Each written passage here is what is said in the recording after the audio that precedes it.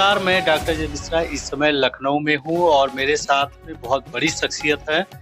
बड़ी शख्सियत इसलिए है कि इन्होंने समाज को जितना कुछ दिया है, उसकी तारीफ़ की जाए कम है। हमारे साथ में हैं पवन सिंह चौहान जी, जो एमएलसी है भारतीय जनता पार्टी से सीतापुर से, साथ ही एसआर ग्रुप के फाउंडर हैं। बहुत बड़े संघर्ष से इन्होंने अपनी यात्रा शुरुआत की है। आज सर से बहुत कुछ जानने और सीखने को मिलेगा, हमें भी और हमारे दर्शकों को भी। सर, हिंदी स्वाद में आपका स्वागत है। बहुत-बहुत धन्यवाद। सर, आपकी जो जर्नी रही है बहुत ही संघर्षों से रही है। शुरुआत कहाँ से हुई? शुरुआत में बताऊँ कि हमारी शुरुआत तो खेती-बाड़ी से हुई। खेती मतलब हम लोग आराम से गेहूँ, धान और अरहर उस ज़माने में हुआ करती थी, उड़द होती थी, ये हमारी नेचुरल फसल हुआ करती थी। और बाड़ी मतलब होता सब्जी, साग हमको उगाना। उसमें हम लोग तुरई है, भिंडी है, लौकी है, कद्दू है, ये सब निकलवाते थे और मतलब पैदा करते थे। पैदा करने के बाद में बाज़ार में बेचते थे और उससे हमको लगता था जीविका चलती थी। जो मोटे अनाज हम लोग पैदा करते थे, ये जैसे चना हुआ या उड़द हुआ या अरहर हुआ, ये सब पैदा करते थे। इन सब चीज़ों में पानी नहीं लगता, ये बड़ा फ़ायदा रहता था। उस ज़माने में पानी की ज़्यादा साधन नहीं हुआ करते थे, इसलिए दलहन बहुत अच्छी होती थी। दलहन लोग खाते थे, इसलिए फिट भी रहा करते थे।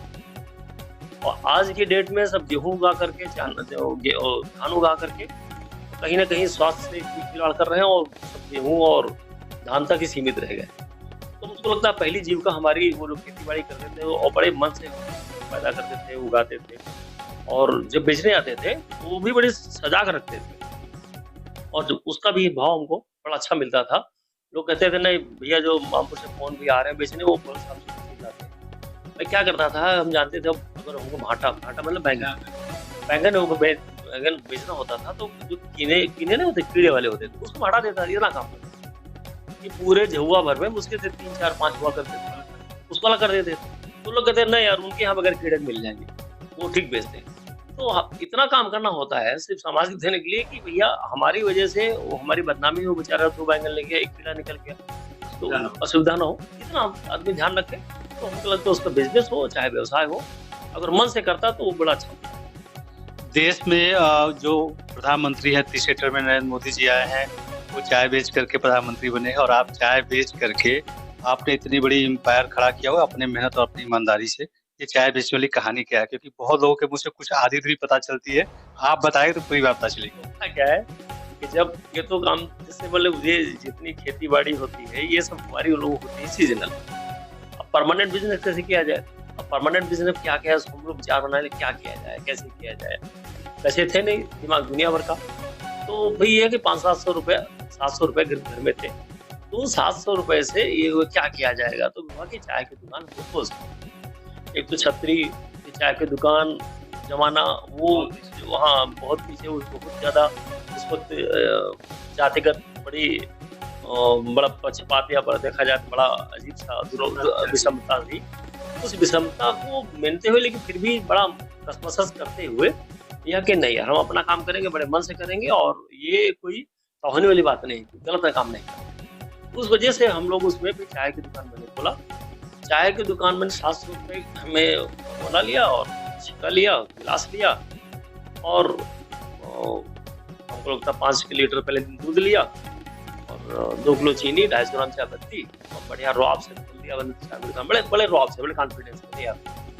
लगा कि बहुत बढ़िया और पहले दिन का जो रिस्पॉन्स मिला बड़ा अच्छा मिला। फिर दूसरे दिन दूध और बढ़ा। फिर हमको लगता है कि हम हर दुकान जितनी दुकानें थी, हर दुकान पर एक-एक चाय खुद बना करके उनको देकर आए। उनसे पूछा भैया ये चाय पीजिए हमारी बनाई हुई और इसमें कुछ कमी हो तो बताओ और उसको अच्छा किया जाए। तो सब लोगों ने बड़ी तारीफ़ किया, हमारे सेवा भाव को और हमारे चाय के बनाने की प्रक्रिया।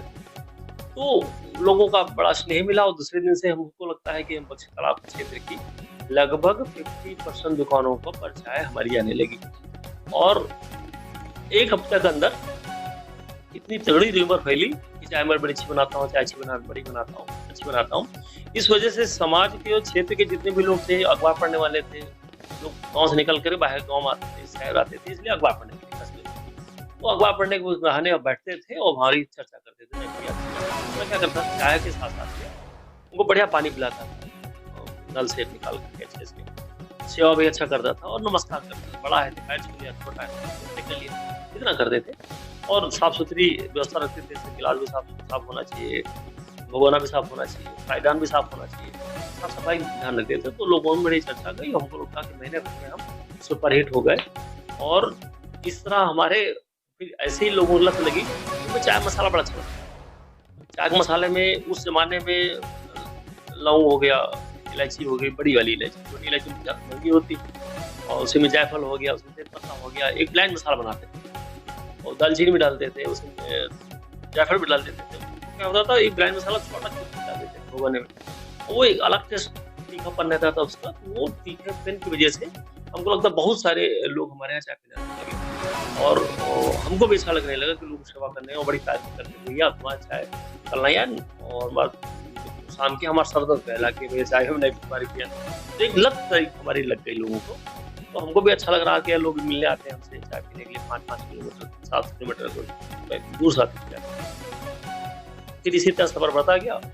6-7 महीने मैंने होटल चलाया। होटल चलाने के बाद में 7,000 रुपये मैंने कमा लिए 6 महीने में, 7,000। तो बड़ा लगा कि यार बहुत बड़े आदमी हो गए। तो फिर मैंने अब क्या किया जाए, तो 7,000 रुपये से मैंने परचून की दुकान खोली। परचून दुकान खोली, वो भी अपने साथी से लाते थे, सामान बेचते थे, फिर साथ में जाते थे शहर, फिर लाते थे, फिर बेचते थे। और धीरे धीरे 6 महीने में हमारे पास 3 एजेंसियाँ हो गई। तो कल्पना करें कि 3 एजेंसियाँ उस जमाने में बड़ी बात थी। तो 3 एजेंसियाँ कर लिया, क्योंकि बड़ी मेहनत करते थे और बहुत कम मार्जिन में बड़ी सेल करते थे। हम मार्जिन का और बहुत ध्यान रखते थे, कम से कम मार्जिन में क्वालिटी का विशेष ध्यान रखते थे कि क्वालिटी में किसी को शिकायत नहीं होता क्या है, जैसे आप कपड़ा पहने हुए, अब कपड़ा आप सस्ता लाए महंगा लाइए, वो भी नहीं देखभाल करेगा। भले आप सस्ता ले, महंगा में सस्ता आपने ले लिया तो कलर फेड हो गया, तो शिकायत करने जरूर आएगा, भैया आपने कपड़ा दिया ना कलर फेड हो गया, ठीक है ना। तो ये मैं ध्यान रखता था कि यार भले हाँ शिकायत करने ना आए, उस लेवल का माल लेते थे, चाहे दालमोट हो, चाहे लेमन जूस, लेमन जूस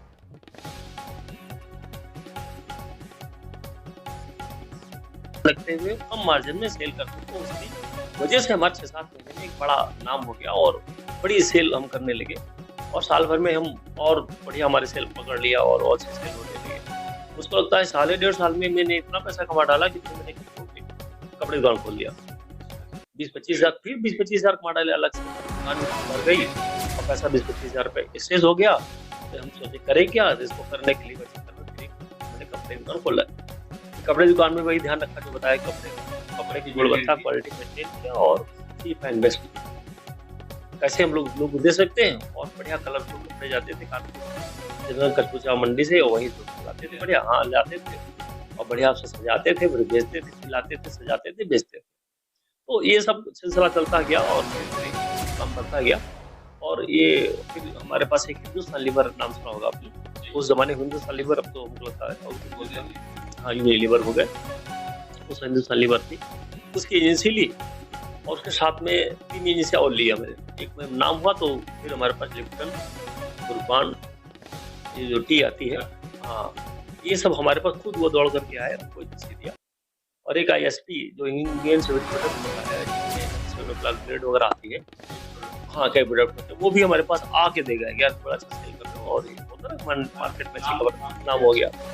तो उसकी वजह से हमारा हिंदुस्तान लीवर का मैंने 1-1.25 साल में हिंदुस्तान लीवर में पहले मैंने अपना एरिया टॉप किया, एरिया टॉप करने के बाद डिस्ट्रिक्ट टॉप किया, फिर मैंने यूपी टॉप किया, हाँ यूपी टॉप किया, यूपी टॉप करने के बाद फिर इंडिया टॉप किया, इंडिया टॉप किया, फिर एशिया टॉप किया।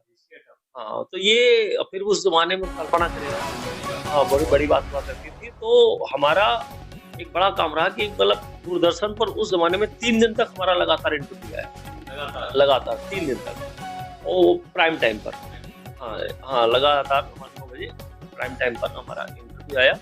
तो एक बड़ा नाम, बड़ा फेम और बड़ी व्यवस्थाओं के साथ में, तो हमको लगा यार बहुत अच्छा हो गया।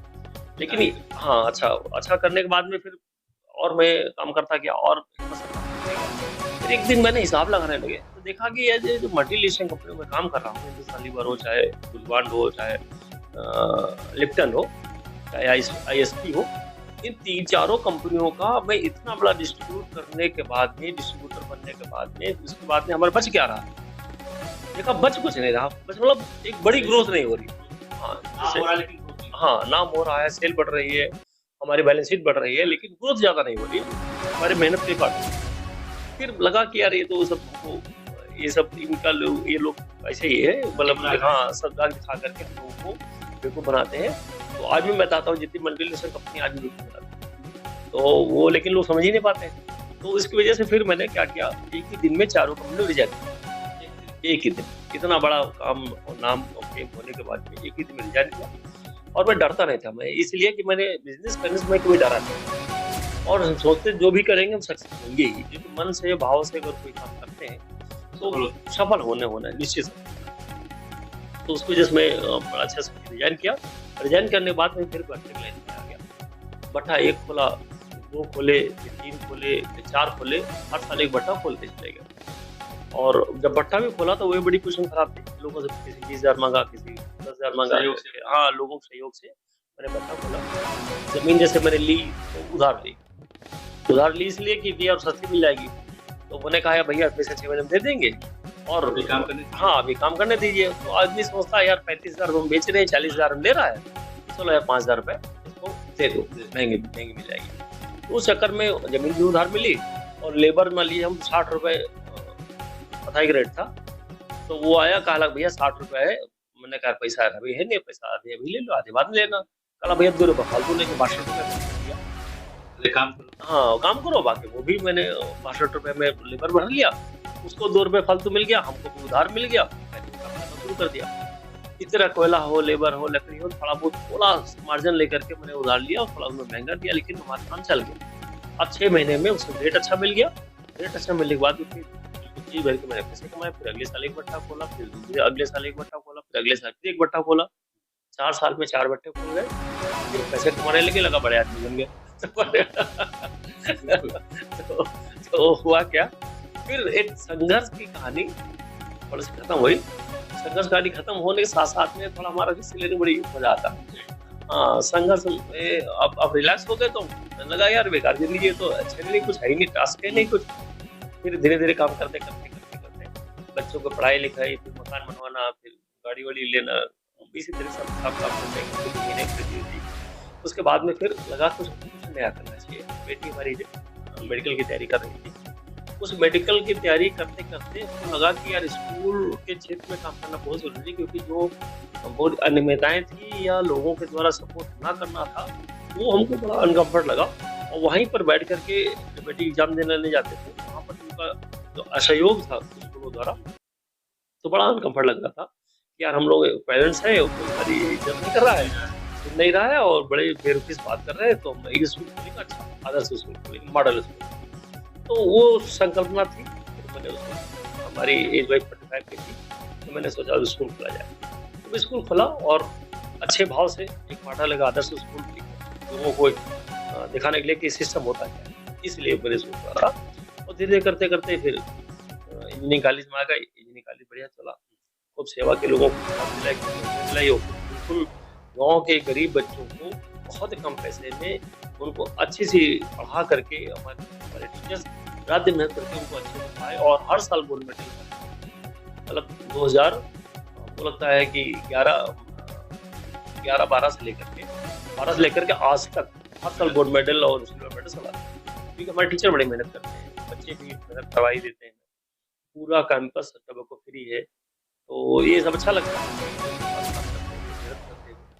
और जर्नी का होता क्या कि अच्छे से, वो बड़े मन से, बड़े भाव से काम करो ना, और हाँ चीजें होती है हमारे अंदर। अगर लोगों को देने की प्रवृत्ति है, तो मुझको लगता है कि भगवान भी बाई प्रोडक्ट को देता है, वापस करता है। और वैसे नहीं, पहले लोग गाना आपने सुना हो कि तुम 1 लाख वो 1 लाख देगा, बिल्कुल मैं तो 4 से देगा, सच बता रहा हूँ।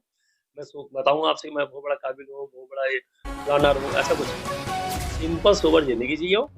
वही लोग कहते हैं बड़े बड़े लक्ष्य बना के मेरी जिंदगी जिया, मैंने कुछ से लक्ष्य नहीं जिए। जब आता गया लक्ष्य बनते गए और मैं यहाँ तक चलता गया। और भाई आप जो आप दूरदर्शिता की बात कर रहे हैं भैया, आपने जो बिगनिंग की जिस तरीके से आपने क्वालिटी और क्वांटिटी पे फोकस किया और सेवाओं पे फोकस किया कि अच्छी चीज ही देंगे, भले 1 रुपए बचेगा, और उसी से शुरुआत करते हुए लगातार, क्या आपने कभी ये सोचा था ये पवन सिंह चौहान जो आज चाय की केतली पकड़े भविष्य में इतने बड़े समाज सेवी और लोगों के दिलों में घर करने वाले बन जाएंगे।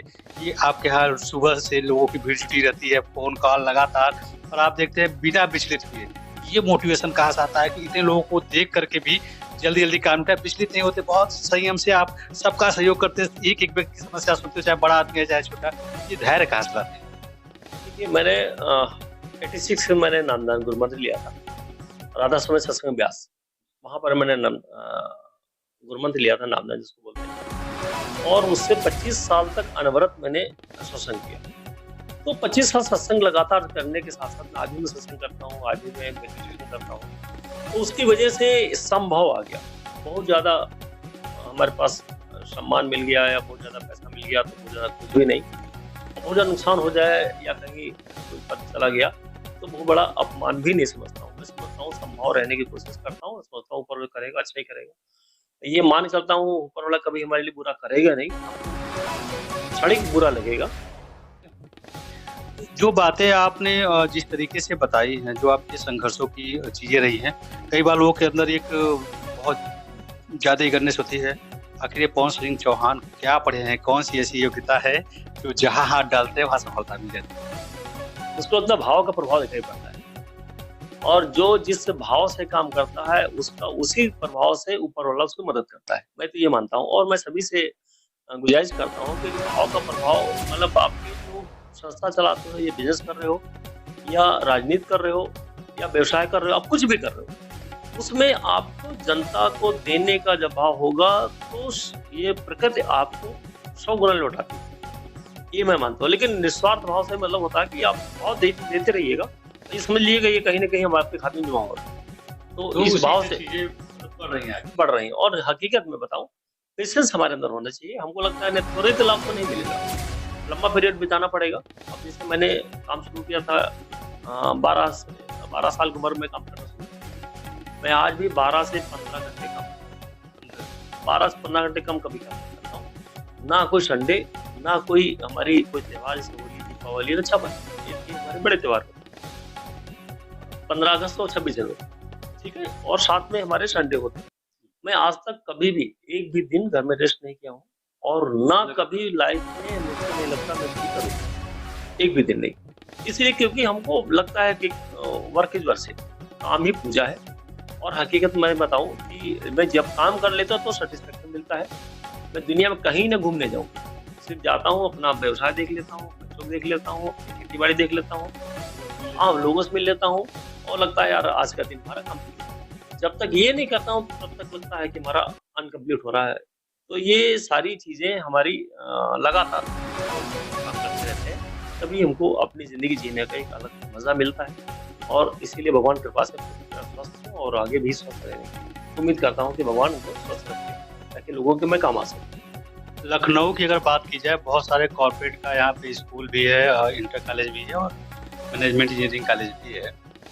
जो आपके स्कूल की फीस है, जो आपके पूरे स्कूल की पूरे साल की फीस है, उससे ज़्यादा अधिकांश स्कूल की, मैं कह सकता हूँ 99% की 1 महीने की फीस है। तो ये भी जानना ज़रूरी है दोस्तों के लिए कि आप कैसे मैनेज करते हैं सारी चीज़ें, क्योंकि देखिए फीस की बात, कॉर्पोरेट कल्चर देखिए, अभी आज सुबह ही एक घटना हम लोगों ने देखा कि आकाश इंस्टीट्यूशन से आपके पास आया तो आपने बोला कि नहीं ये सब हमारे सिस्टम में नहीं चलेगा, हम खुद सारी व्यवस्थाएं देंगे बच्चों को और बच्चों को हम कोई पैसा 1 रुपये फालतू नहीं जाने देना चाहते।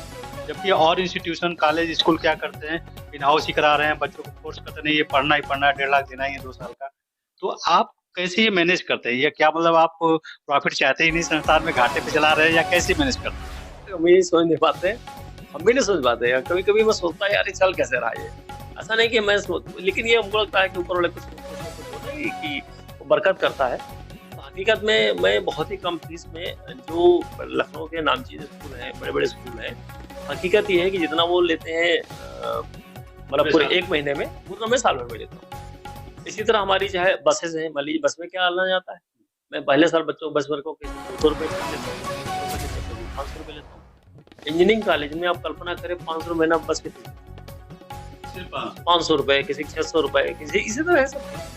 तो इसमें तो 100, 200, 300 रुपये लेता हूँ, 300 रुपये के, 400 रुपये के, 500 रुपये, 600 रुपये। तो आज तक बरकत कैसे हो रही है हमको पता है, लेकिन ये मालूम है कि अगर जो आपके भाव अच्छे हैं और अच्छे से काम करना चाहते हो और अंदर से बड़े मन से खुश रहते हो, तो हमको लगता है दुनिया पूरी खुशी देने में, पूरी कायनात लग जाती है आपको खुश करने में और आपको तरक्की दिलाने में पूरी कायनात, पूरी प्रकृति लग जाती है। तो वो भाव को दिखाई पड़ता है। ये आज हमारे पास 16,000 बच्चे एक कैंपस में, 10,000 बच्चे एक कैंपस में पढ़ने आते हैं। वो 75 किलोमीटर दूर पढ़ने आते हैं। 75 किलोमीटर आना, 75 किलोमीटर जाना। 150 किलोमीटर के लिए कोई भी आम व्यक्ति जब तैयारी करता है या कहीं शादी ब्याह फंक्शन जाना होता है तो वो मूड बनाना पड़ता है यार, हमको वहाँ अपने भैया के यहाँ शादी में जाना है, बारात में जाना है या कोई फंक्शन है वो अटेंड करना है, तो मूड बनाता है वो हमें 20% 30% में चला वो कैंसिल कर देता है। 30% लोग कैंसिल कर देते हैं। हमारे यहाँ बच्चे रोज आते हैं, अटेंडेंस भी 95% 90% अटेंडेंस लेते हैं और जबरदस्त तरीके से हमको लगता है कि बच्चे और पेरेंट्स पूरा सपोर्ट करते हैं। कल पेरेंट्स की मीटिंग थी हमारे यहाँ, बट जबरदस्त तरीके से पेरेंट्स आया, मतलब इतना जबरदस्त पेरेंट्स आया, वो उसको खुद ताजुब हो रहा है कि रिमझिम बारिश हो रही फिर भी हमको लगता है कि हाँ 85% तो 90% पेरेंट्स हैं अपने बच्चों के साथ। तो हमको लगता है कि हमको भी डर लग रहा था कि मौसम खराब है और पता नहीं क्या होगा, बारिश होगी, बारिश भी नहीं हुई, हल्की रिमझिम बारिश हुई, बढ़िया बदली रही, सब लोग आए, खूब एंजॉय की। और मैं एक काम और भी करता हूँ कि जो लोग आते हैं तो उनकी सेवा करता हूँ, बढ़िया नाश्ता पानी कराता हूँ और बढ़िया सा लोग आते हैं, पेरेंट्स पूरे मिलते हैं, जुलते हैं, मैं भी सबसे मिलता हूँ, एक खड़े होकर के उनकी समस्याओं सुनता हूँ। अगर कोई समस्या है तो तुरंत के तुरंत सारे डिपार्टमेंट के साथ में होते हैं, तुरंत निदान करता हूँ, चाहे हमारे फैकल्टी एकेडमिक लेकर के हो, चाहे व्यवस्थाओं लेकर के हो, मैं तुरंत ध्यान करने की कोशिश करता हूँ। उसको लगता है वो जो प्रिंसिपल है, वो जो एक व्यवस्था है, जो सिस्टम है, जिसकी वजह से हमको इतने बच्चे भी पढ़ते हैं, पेरेंट्स बड़ा प्यार करते हैं और समाज के बहुत सारे क्षेत्रों में काम करने की पूरी चेष्टा रखता हूँ और करता रहता हूँ। ये जो आपका सामाजिक जीवन, व्यावसायिक सामाजिक जीवन कह लिया जाए, क्योंकि आपने व्यावसायिक सामाजिक साथ लेके चले शुरू से, और राजनीतिक जीवन में जब आए हैं, तो क्या अंतर महसूस कर रहे हैं और किस तरीके से आपको और मोटिवेशन मिला? जब शक्तियाँ आती हैं तो निसंदेह सहयोग ज़्यादा होता है लोगों का, तो राजनीतिक जीवन में आने के बाद आप पवन सिंह चौहान कैसा महसूस कर रहे हैं? मुझको लगता है कि जिम्मेदारियाँ और बढ़ गई हैं और समाज को समय, जो हमारा समय था वो और बढ़ गया देने का। अब लगता है कि देखिए, जब मैं सक्षम हूँ और लोगों को मदद कर सकता हूँ, तो इस शरीर से जितनी लोगों की मदद हो सकती है, जी भर के मदद कर लो। कल क्या होगा, कैसे होगा, उसको बहुत ज़्यादा मैं विश्वास नहीं करता हूँ कि कैसे होगा।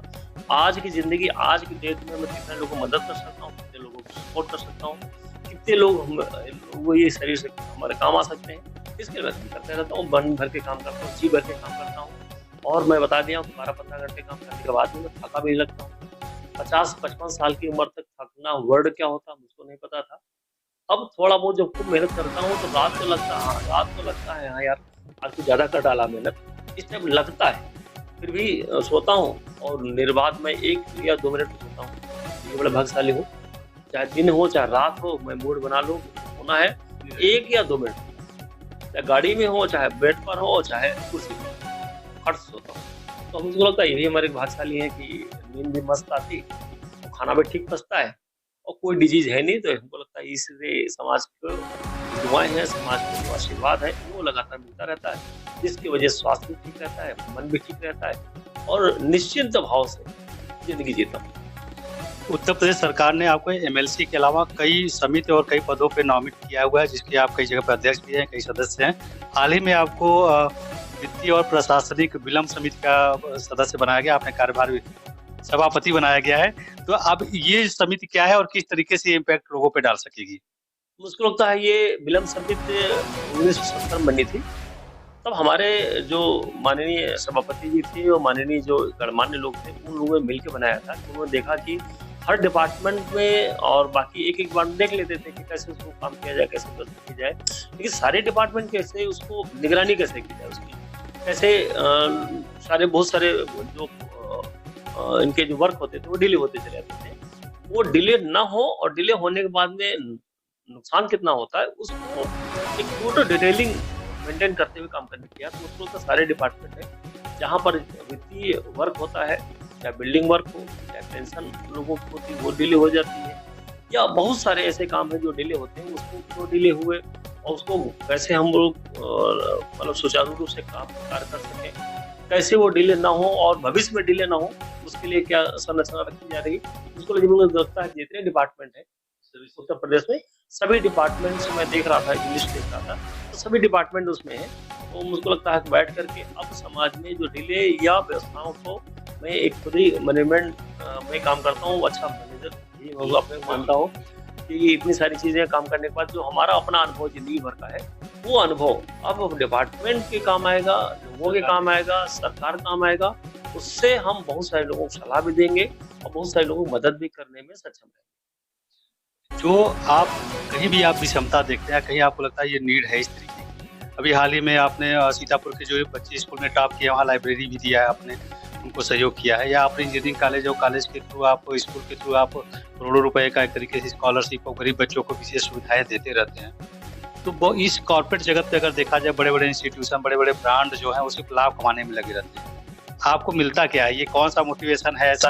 ये संघर्ष मोटिवेशन है, आपकी सोच मोटिवेशन है, या सामाजिक मिलना-जुलना मोटिवेशन है कि आप सभी का मतलब एक बियॉन्ड द बाउंड्री सहयोग करते रहते हैं? वित्तीय रूप से भी करते हैं और व्यावहारिक सामाजिक रूप से तो करते ही हैं। ये पर्टिकुलर स्कॉलरशिप और फीस की जो आप कम करते हैं, उसकी बात मैं कर रहा हूँ। मैं 2 चीज़ें बता दूँ। जैसे हमारे पास अपना जो सिस्टम है, मैं सिर्फ़ 7-8 हज़ार बच्चों को मैं चाबी दिला देता हूँ। और ये लोग 5-10 चाबी दिलाने में बड़े अच्छा मैं नहीं दिला पाएँगे, कहाँ दिलाएँ, कैसे दिलाएँ? इनके लिए बड़ा मुश्किल है। जो स्कूल चला रहे हैं, अपने ही बच्चों को चाबी नहीं दिला पाते हैं। मैं बुराई नहीं कर रहा हूँ, लेकिन सीधा-सीधा बता रहा हूँ। हाँ, सच्चाई यही है। लेकिन मैं कोशिश करता हूँ कि उत्तर प्रदेश में खुले मन से बोलता हूँ कि जितने भी बच्चे पॉलिटेक्निक, ITI या बीटेक, एमटेक इंजीनियरिंग कर रखे हैं, उन बच्चों को खुले मन से एक मंच पर जॉब मिलेगी और 100% जॉब मिलेगी और जॉब दिलाता भी हूँ। 7-8 हज़ार बच्चे आते हैं, उनको मैं जॉब दिलाता हूँ। और हकीकत में बताऊँ आपको, बड़ा आपको ताज्जुब होगा जब मैं मन से बोलता हूँ कि सबको जॉब दिलाने का मैं काम करूँगा, तो उसमें अगर जो बच्चा 500 बच्चा बेरोज़गार खड़ा है या बैठा है, वो सुन रहा है हमको, तो 500 में मुश्किल से 50 बच्चे आते हैं जॉब के लिए। बड़ा हमको ताज्जुब होता है कि हाँ, क्यों नहीं आ रहे हैं? वो इतनी ज़्यादा आराम तलब ज़िंदगी जी रहे हैं। कोई पापा की कमाई से जी रहा है, कोई अपनी किसी फ्रेंडशिप के वजह से कहीं नहीं जाना चाहता है, घर ही में रहना चाहता है। मेहनत करने की जो प्रवृत्ति थी, वो बड़ा कम पड़ रही है धीरे-धीरे।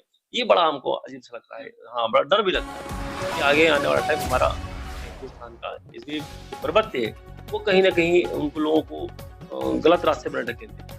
तो हमारी प्रवृत्ति अच्छी होनी चाहिए, काम करने की प्रवृत्ति होगी तभी हम बड़ा काम कर पाएँगे, अच्छा काम कर पाएँगे।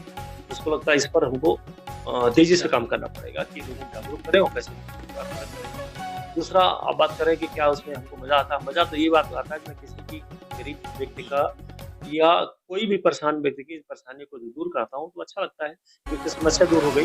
हमारे एक टेलीफ़ोन से वो बेचारा 5 साल से, 7 साल से, 3 साल से परेशान चल रहा है। मैं किसी अधिकारी को फ़ोन करता हूँ, उसका काम हो जाता है। वो भी खुश, हमको भी लगता है यार ये तो हमारी ड्यूटी है, हमारा कर्तव्य है। ये हमारा ये मैं उसको परेशान नहीं कर रहा हूँ, ये हमारा कर्तव्य है, हमारा धर्म है। उसको निभा करता हूँ तो उसको भी अच्छा लगता है, मुझे अच्छा लगता है।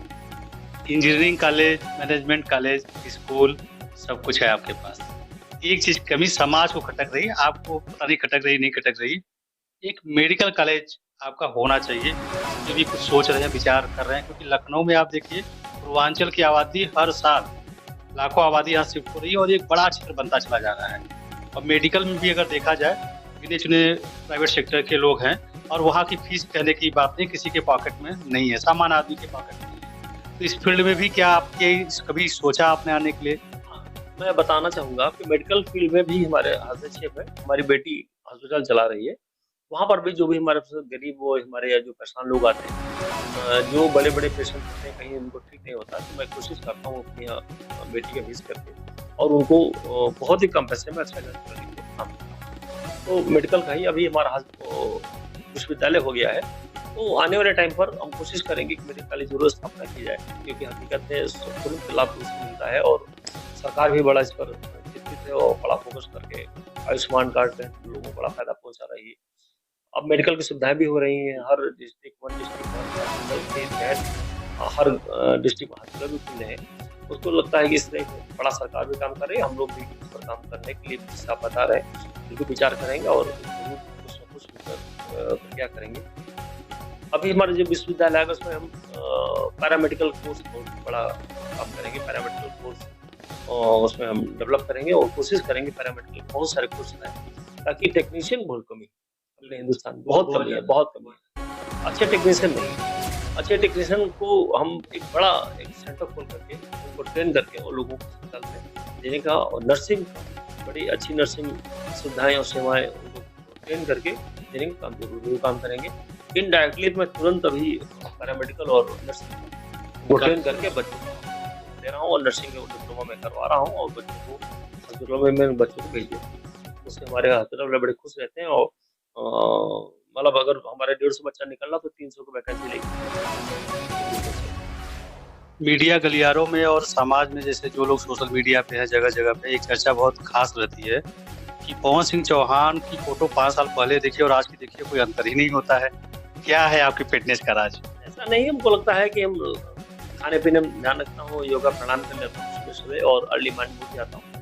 मैं 6 बजे हमेशा उठ जाता हूँ, चाहे सर्दी चाहे बरसात हो, चाहे जाड़ा हो, और चाहे गर्मी हो, सब में 6 बजे एक बार टाइम लगा है। 6 बजे में टाइम लगा मतलब दिमाग क्लास लगी हुई, हाँ, सेट है, उठ जाता हूँ। तो उससे हमको बड़ा लाभ मिल जाता है, और मुझको लगता है वही होगा, और समाज में खुश रहता हूँ, ज़्यादा संभव रहता हूँ। संभव रहने से हमारी बहुत सारी बीमारी मानसिक होती है। हम लोग कहते हैं खाने से शुगर बढ़ गई, या बीपी बढ़ गया, या बहुत सारी डिजीज़ हो जाती है। मुझको लगता है अगर आप खुश हैं और संतुष्ट हैं, तो बहुत सारी बीमारियाँ अपने आप नहीं हैं। एक अंतिम प्रश्न है, चूँकि आपका समय बहुत महत्वपूर्ण है, बहुत सारे लोग बाहर इंतज़ार भी कर रहे हैं। ये युवा जो बहुत सारा टाइम अपना मोबाइल पे बिता रहे हैं, काम नहीं करना चाह रहे हैं, लाभ ही लेना चाह रहे हैं, इसीलिए बहुत सारे समाज में विषमताएँ और अपराधी फैले हैं, उनके लिए क्या मैसेज है? मैं सीधा-सीधा बताऊँगा कि हकीकत में हम पहले कर्मयोगी बने। मैं अगर सुबह उठता हूँ, इन 2 हाथों में पास काम होना चाहिए, और काम नहीं तो निश्चित जान लीजिएगा कि हम कहीं न कहीं गलत रास्ते जा रहे हैं, हम हमारी चीज़ अच्छी नहीं, हमारे फेवर होने वाली नहीं है। मैं सारे युवाओं से, सारे लोगों से कहता हूँ कि सुबह उठ करके इन 2 हाथों में कम से कम 8 घंटे काम होना चाहिए, और 8 घंटे से कम काम है तो फिर ज़ाहिर बात समझिए कि मैं कहीं न कहीं आलसी हूँ। तो मैं सभी से विनती भी करता हूँ, और ये ज़रूर कहना चाहूँगा कि सब लोग मेहनती बने और मेहनती कहलाना पसंद करें कि मैं मेहनती व्यक्ति हूँ।